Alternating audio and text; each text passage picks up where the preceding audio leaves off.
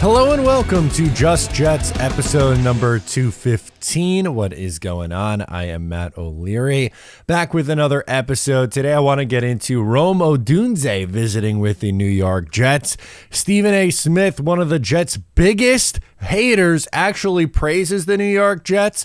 And of course, your voicemails. Guys, good news for the NFL draft. Myself, Ryan Greenbean will be broadcasting live from the main event on Long Island for the first round at the main event. I am super excited about it. We are doing a ton of fun stuff. Tickets are on sale through April 16th. We have to let the venue know how many Jet fans are going. But what you get with your ticket is a full open bar. You get the Talkin' Jets buffet, so you get a ton of different food options. You get a t-shirt. You get options for the raffle. We are excited to be raffling off 2 pairs of New York Jets tickets, tailgating equipment, jerseys, merch, the whole nine. It's going to be a ton of fun, so make sure to check that out. Get your tickets. It's going to be an absolute blast. I am very excited for that, so link down below in the description to get your tickets, or you can scan the QR code on the screen if you are a viewer of the program. Okay. So let's hop into this episode. Rome Odunze is coming to visit the New York Jets today, and that is something that is going to excite a lot of Jet fans. He is one of the top 3 receivers in the NFL draft. He is projected to be a top 10 pick. Now, it might be a little bit challenging for him to be there for the New York Jets at pick 10, but it's not entirely impossible for that to be the case as well. So we'll go through that and just why he would complement Garrett Wilson well. You know, stylistically, he's kind of similar to Mike Williams, you know, a bigger body jump ball guy. He didn't really run a great 40-yard dash. Some people, I think, put too much stock into the 40-yard dash times, but Odunze is a dominant kind of player. He's a big target and someone who would be a really nice fit, I think, in this wide receiver trio, if that's the route they want to go. Now, I'm not going to say that Odunze is better than Malik Nabers or Marvin Harrison Jr. I can't go that far.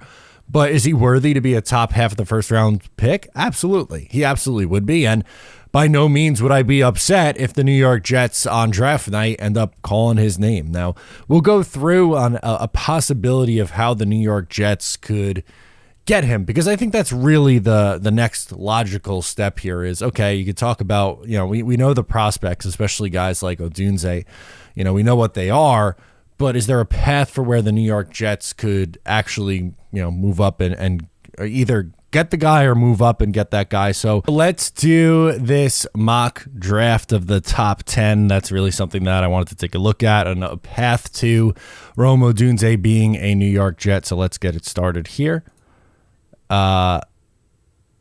Caleb Williams is going to be the target at pick number 1. And then I think you see Jaden Daniels go. New England, did they trade out? Did they take a quarterback? I think they'll take a quarterback. I'm going to say Drake May goes here. Then this is where a trade comes in. Oh, no, I did this wrong, I guess. Arizona on the clock trade. Arizona with Minnesota. Let's just worry about these picks. Something like that. Is it not going to let me? Oh my gosh. Who cares about I'm just trying to get this over the line. Okay, fine. Good enough. So then the Vikings on the clock. I would have to imagine that they're going to go J.J. McCarthy here. 5, the Chargers. Do they go with a weapon? Do they go offensive line? In this case, actually, it doesn't really matter. I'm going to say it doesn't matter. So we'll go Marvin Harrison Jr., Malik Nabers to the Giants. Tennessee, Joe Alt. Atlanta, this is where things start to get, like, maybe if you're the Jets, you try to call up and get pick number 8 from the Atlanta Falcons. That's something that you could do. If not, if Atlanta sticks and picks, I think they're a trade-out candidate. But if they stick and pick, I'm going to say an edge rusher. And for Chicago, this is your last scary spot. Like Rome Odunze feels like he can come off the board here. Maybe they could go defensive line, Jared Verse or Brock Bowers, but in this scenario, I think it would have to be a trade out. I don't think offensive tackle would be something that they would target. I know some people mock offensive line to the Bears. They just took an offensive lineman in the first round last year who's played really well in Darnell Wright. So I'm going to say it would probably have to be Brock Bowers at 9 and then Odunze to the Jets like that at 10. So I think that's how the board would have to fall if there's not a trade up. So to recap it, you would get in the first overall pick would be Caleb Williams, then a quarterback at 2, quarterback at 3, quarterback at 4, Chargers go wide receiver, then you get a wide receiver off the board to the Giants at 6, 7 offensive line to the Tennessee Titans, 8 is where your first defensive player comes off the board to Atlanta or a trade. And then pick number 9, that's the last scary spot. Now, they did just get Keenan Allen, so maybe they wouldn't go on the maybe they wouldn't do that. Maybe they'd trade out because they don't have a ton of picks. They only have 4 draft selections, and they're all towards the top. So maybe they move back with their second round pick and someone moves up for an offensive lineman because people are going to think the Jets are going to go offensive line. So maybe a O-line needed team moves up, and then that's how Odunze makes his way to 10. Is it likely? No. If I was guessing, like if they set, I don't know what the line is for Odunze, but if Vegas set the line at 9.5 for him, over or under, what selection is he going to be? I would say under 9.5. I think he would come off the board in the top 9. But is it impossible for Odunze to be there for the Jets at 10? No, it's not impossible. There absolutely is a world where it could happen. I just mapped it out. And people fall in the draft all the time. We saw Jermaine Johnson in 2022 with the New York Jets was a projected top 10 pick, ends up going to them at 26? And they end up trading up and grabbing him at the back end of half of the first round. So they were able to accomplish that, and who knows, maybe Odunze does make it. So while it's maybe not the most likely of things to happen in this world that Odunze makes it down to the New York Jets at pick number 10, is it impossible? No, it's not impossible. And then you get into debates on, well, what do you do on the offensive line? That's a conversation for another day. They could, they could find offensive linemen in the 3rd round. There's many things that they could do to try to improve that position. So that's one path the Jets could take. And Odunze is an exciting player. I'm not going to be mad if the Jets, end up staying there and taking Rome Odunze. The second thing that I wanted to get into today is a look at some Jets positivity from someone who isn't very positive about the Jets normally, and that's Stephen A. Smith on ESPN. Here's what he had to say on First Take with Shannon Sharp, and it's a positive for the Jets. Aaron Rodgers is a bad man. Let's not forget that. He used to be. He's a bad man. Stop that. See that? That's blasphemous. That is blasphemous. That's blasphemous. Just stop it right now. No, he's a bad brother. Come on now. I bet you this. He damn sure ain't Zach Wilson. He damn sure ain't that. Okay, let's get that out the way, okay? So we got this, right? You got a number 2. You got a number 2 receiver with Mike Williams now coming off the ACL. I recognize that, so health is an issue. Assuming he's healthy, a viable number 2 to Garrett Wilson being your number 1 option, okay? You improve. You got 3 new offensive line starters. You got a defense that was ranked 3rd, 12th in scoring defense, despite having the 2nd worst offense in the entire National Football League. And then I'm looking at Buffalo and some of the changes they're talking about making. We know Miami is allergic to inclement weather. We know that when they're playing in the beautiful sunshine of Florida, and I would know because I was just there, Shannon, and it was a beautiful sunshine. Ain't no doubt about that, okay? When you're playing in the beautiful sunshine, near South Beach, it's a different world when you go away from that. And so I don't believe in Miami because of that reality. The Jets got a chance, bro, and I'm telling you right now, if you're telling me that everybody's going to be healthy, I would pick the Jets to win the AFC East this year. I really would.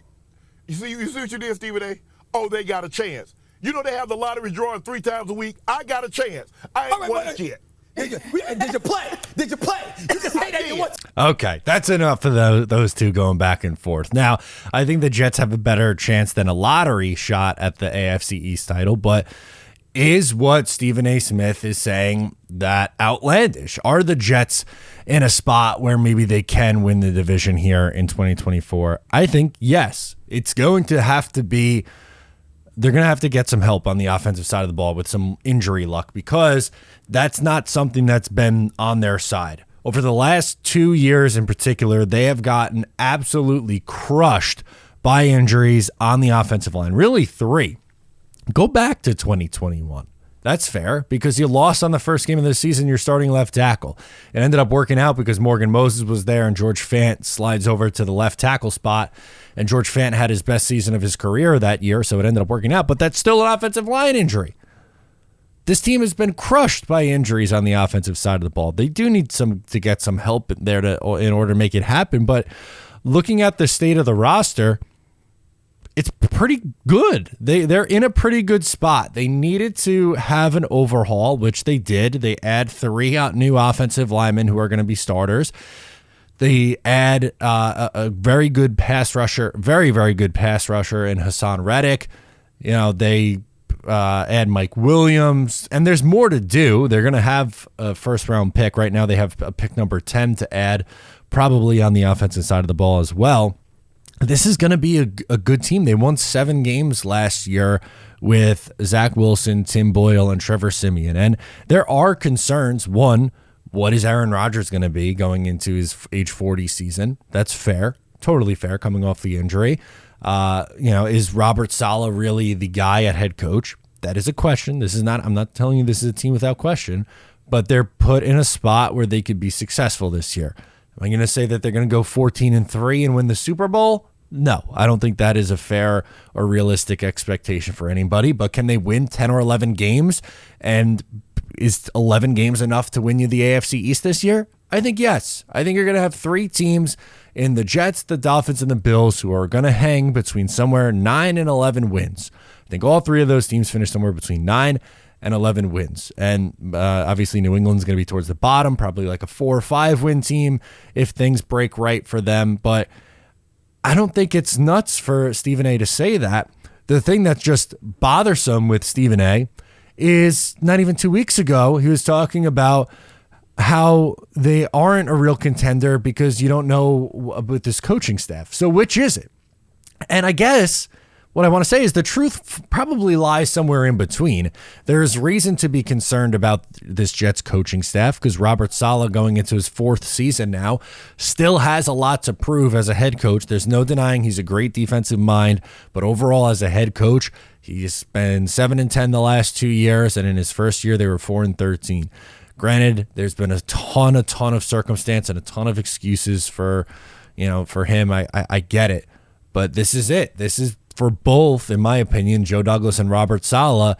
It's time for them to start to win football games. You can't go another 7-10 season, or you're like, hey, you marginally improved. You won 8 games and were relevant until week 15 this year instead of week 12. And it's like, well, that's not the level. You go out and you trade for Aaron Rodgers to go on a deep playoff run. And that's what I'm hoping to see from the Jets this season. I'd like to see them win baseline 10 or 11 games. That's my guess right now. Anything more than that is good. Win a playoff game at least and go from there. 9-8 wild card getting bounced in the first round by Cincinnati is not enough for me. That is not going to scratch the itch.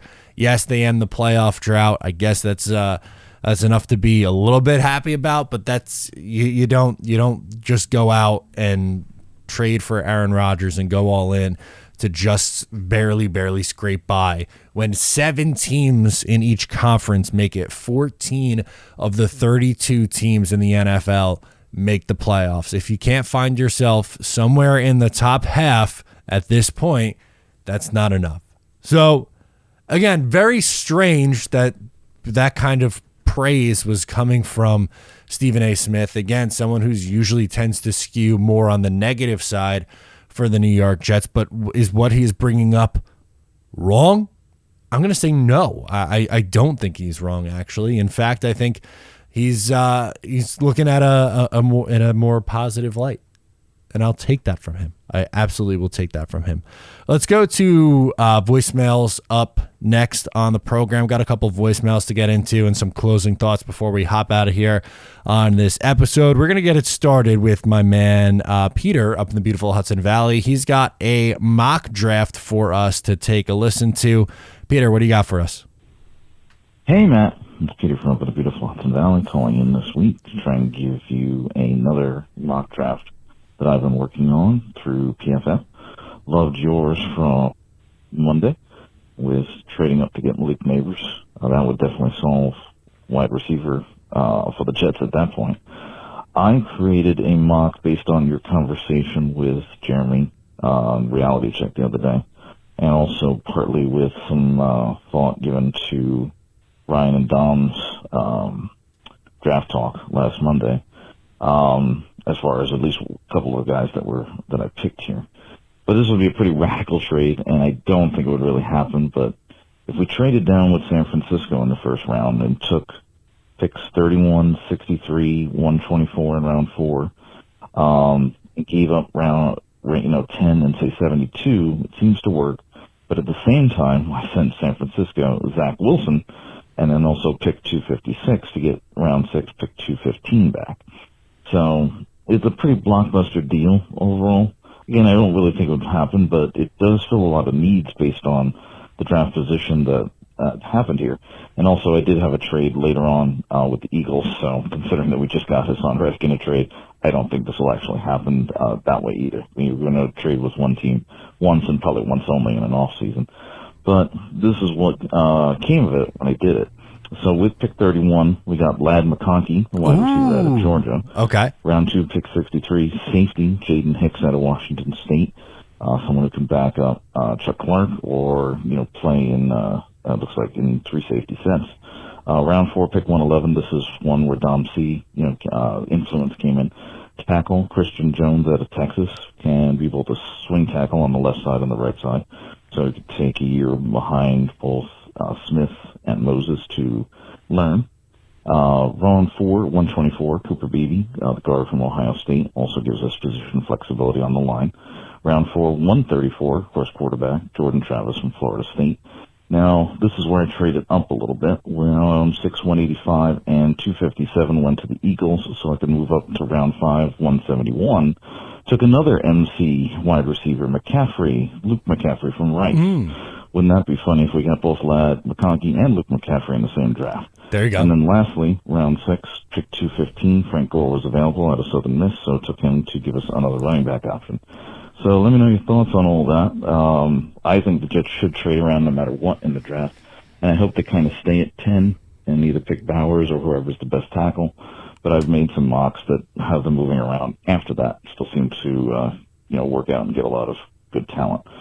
So hopefully we can get a lot of guys to be in reserve for this team. Oh, he gets cut at the end. His 3 minutes popped on Google Voice. So let's discuss. I like Ladd McConkey a lot. That's someone who I think goes to the back half of the first round. So McConkey at first, then you get a safety in the second round. It's a position that they need to add more at.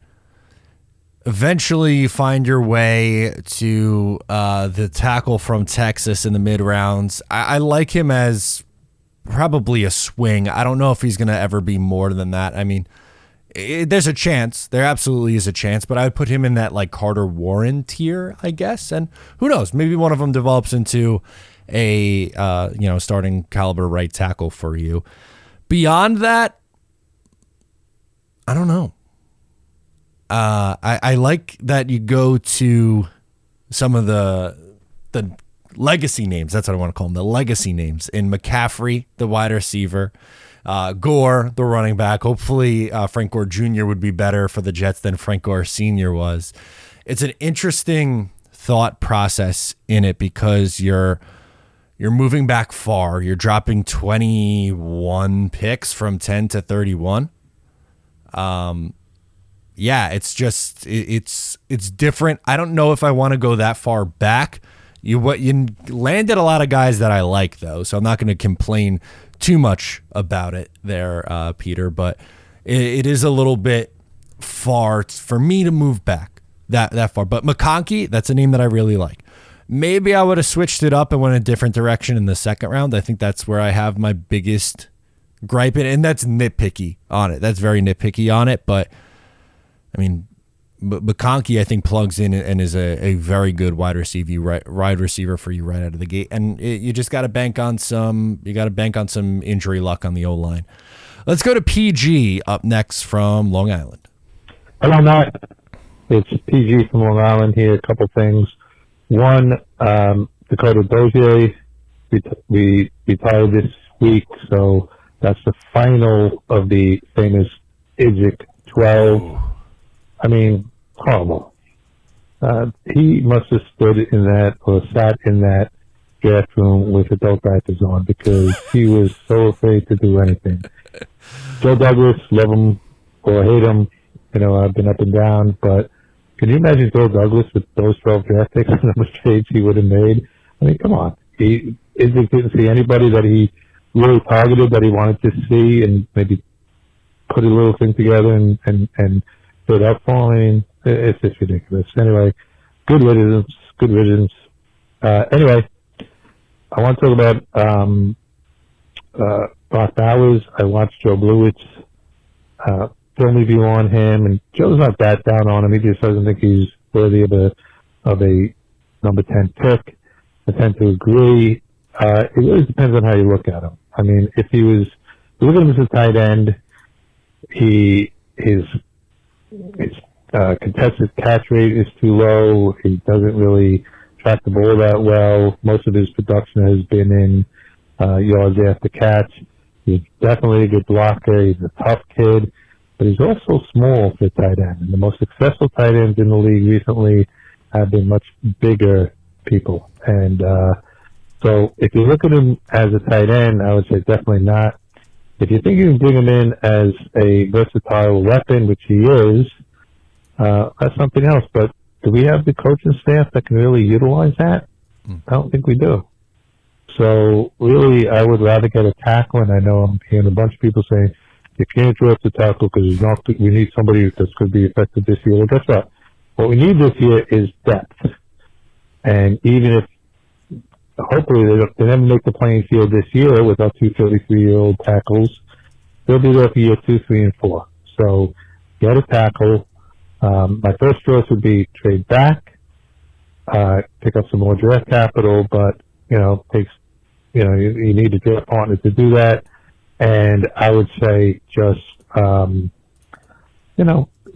a tackle, grab one of the top 3 wide receivers if they're available. I don't think there will be, but if they are, that's what you do. Otherwise, grab a tackle or trade back. I'd stay away from Brock Bowers at 10. Anyway, as always, go Jets. Thank you so much for the call, PG. And yeah, while you were talking, I wanted to pull up Brock Bowers' mock draftable. So if you pop it up on the screen here, how he measures out height wise, 23 percentile for tight ends, 12th in weight. He is small. He's an average hand size, but that's about it. Everything else is below average. He's 6'3" and 1/8 and 243 pounds. Now, the comparable that you get most with him is George Kittle, and that's obviously a very, very lofty comparison. George Kittle was very undersized as well. 39th percentile in height, and weight was 25th percentile. He was 6'4", 247. So a little bit of a difference in 5 pound difference. Yeah, 4 pounds and 7/8 of an inch taller than Brock Bowers. It's really going to be dependent on how he is utilized, and I do trust on the offensive staff. I would say that I like the tight end coaches the best out of the Jets offensive bunch, but it's not a fair. I mean, it is a fair. Rather, it's a fair concern. I was going to say it's not a. To me, it's not a reason not to draft him, but I get where you're coming from. And look, I'm not going to be the one who kills you if you want an offensive lineman. I think it would be wise for the Jets to go O-line in the first round. I'm not against going with Brock Bowers or a weapon. I really don't like the very hard stances that people take where it's either all in on offensive line or all in on a weapon and there's no in between. Other than that, I hear where you're coming from with your concern on George Kittle, but I think he's gonna be a solid George Kittle, excuse me, with Brock Bowers, but I think Brock is gonna be a solid player in this league. As for can we talk a little bit? We have some time. Can we talk a little bit about the Idzik 12? Goodness gracious! If you didn't remember this draft class, we'll pop it up again for you. Calvin Pryor, pick 18. Jason Morrow was the second round pick 49 overall. I liked Jason Morrow. I thought he was going to be a player. His rookie season, what did he end up finishing with? 345 yards and 2 touchdowns in 14 games. I thought there was going to be something there. Unfortunately, that wasn't the case. Dexter McDougal in the third round. 2 wide receivers, Jalen Saunders, Shaq Evans in the fourth, Dakota Dozier in 2014, the fourth round. Jeremiah George, I have zero recollection of him. Brandon Dixon, Quincy Enunwa, honestly, probably the best selection there from that draft class. IK and Impali in 2015 was most noticeable or most recognized from being the guy to punch out Geno Smith, Taj Boyd, and Trevor Riley. As you said, this should have been a time where he packaged picks to move up or move around the draft board and get more players. Instead, he sticks and picks and takes 12 guys and just a horrific draft. The Jets went through some really bad runs in the Idzik era. Unfortunately, D. Milner with injuries, that was the end of the line for him. Sheldon Richardson was a solid player. You give him that.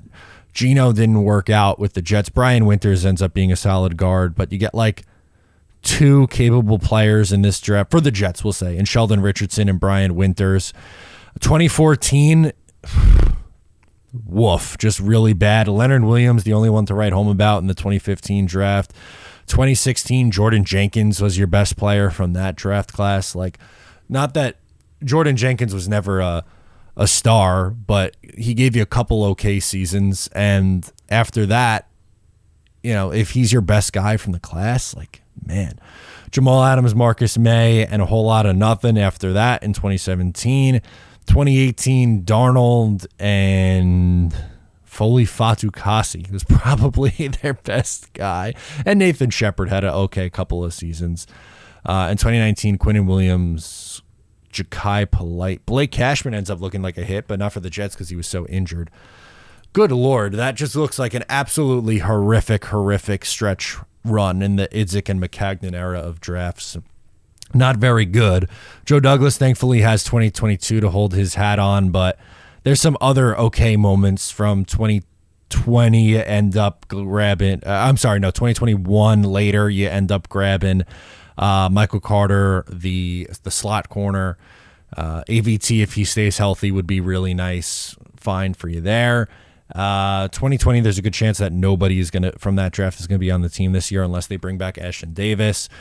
2023, I like Joe Tippmann a lot. I think he's going to be a very, very good center for a long time. Will McDonald, I think, takes a step forward this year. TBD on some of these other players, but man, if you just look back at that Idzik 12 draft, it was absolutely abysmal.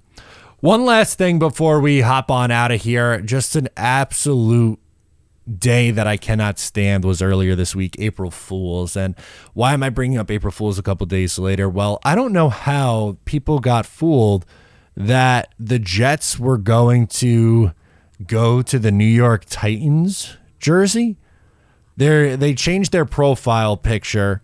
The Jets changed their profile picture, and this is what it looked like. They changed this. the New York Titans of New York. Remember that jersey from 2009 and 2010 and 2008?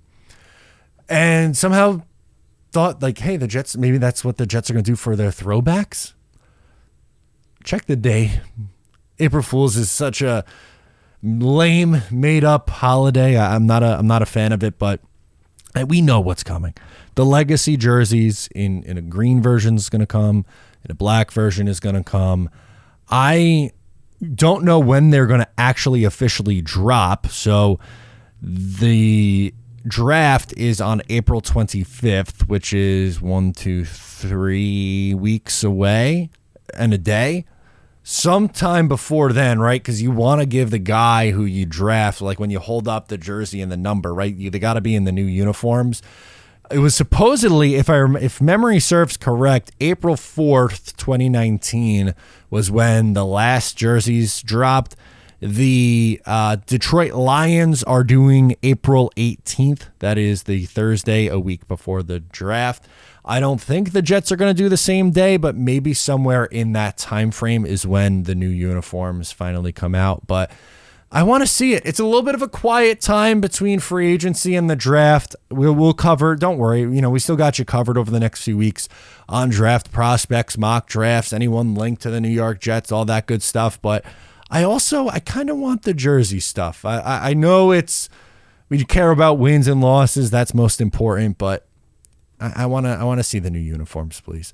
Let me know your thoughts down below in the comments. Please subscribe if you are new on YouTube. Make sure you give a like and a comment. In audio platforms, make sure to subscribe, leave a review. Really helps me out a lot. I appreciate all the love and support. I'm Matt O'Leary. I'll catch you guys next time.